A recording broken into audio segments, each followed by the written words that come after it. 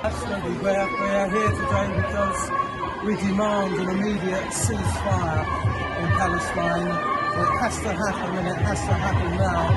And it is an appalling shame that Western governments haven't been able to show the backbone and mental support for the ceasefire in the recent UN resolution.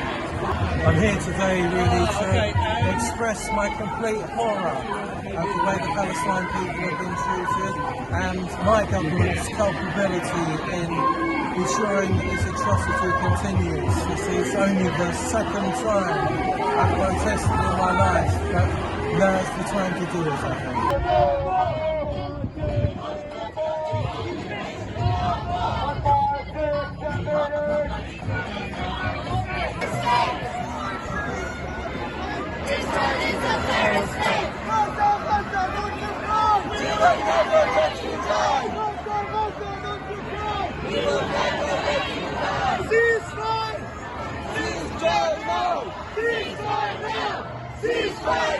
I say shame! Shame! Shame on those trading arms to be used in human rights abuses! Shame on those still trying to justify crimes against humanity! And shame! Shame on those profiteering from war crimes!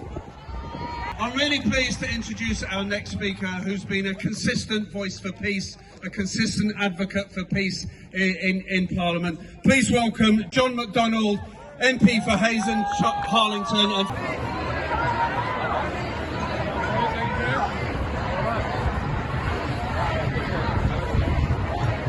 So I'm here today because I would like to stand up for this, against this genocide that is happening to the children and the people of Gaza, and I think it is not right. So that's why we are here today with that speak. So we need a permanent ceasefire. 4 or 5 day temporary ceasefire is nowhere near enough. This needs to stop. Palestine needs to be, the people in Palestine, they need to feel free in their land. They have a right to their land, and they shouldn't be getting bombed, tortured, kicked out of their houses, mosques bombed, schools bombed. You know, you see these images every day of people, you know, of the fathers. They are coming back with just the limbs, can't even recognize the children. All of this, anyone with a heart, you don't even have to be a Muslim, anyone with a heart can see this is wrong. And we need to stand up and do what we can. So we need a permanent ceasefire. 4 or 5 day temporary ceasefire is nowhere near enough. This needs to stop. Palestine needs to be, the people in Palestine, they need to feel free in their land. They have a right to their land, and they shouldn't be getting bombed, tortured, kicked out of their houses, mosques bombed, schools bombed. You know, you see these images every day of people, you know, of the fathers. They are coming back with just the limbs, can't even recognize the children. All of this, anyone with a heart, you don't even have to be a Muslim, anyone with a heart can see this is wrong. And we need to stand up and do what we can.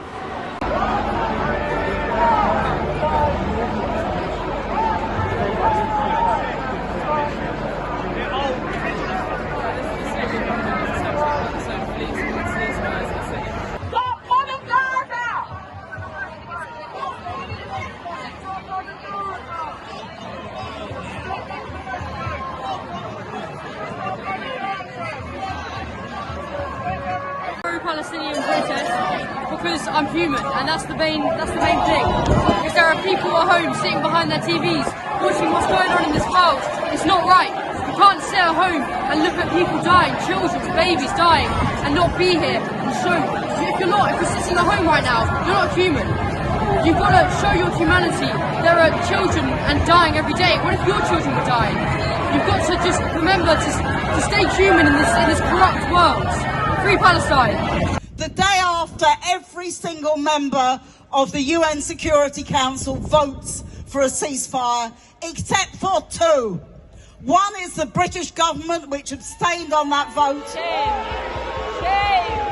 And the other is the United States government, which voted against it. And when you think about what this means, I remember when we had apartheid South Africa, this was exactly the same. Every single time there was a resolution, the British government vetoed it. Every single time they were backed by the United States. And it's happening again with this apartheid state, with this genocide, with this appalling treatment of the Palestinians. We want you to know in this message, this letter, you are not alone. We are your family now. We are trying to protect you from this cruelty.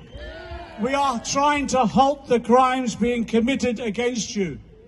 So we hold you in our hearts, and we promise you we will not give up until we have secured you peace, until we have regained your home, until we have secured you a future.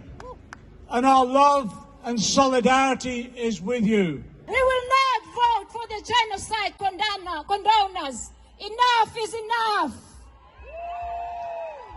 As a black South African-born Oxford City Councillor, it was very important that I put the historical context of apartheid, so I could draw similarities in our occupation by the white South African racist regime, and to vehemently state that Israel is a racist regime.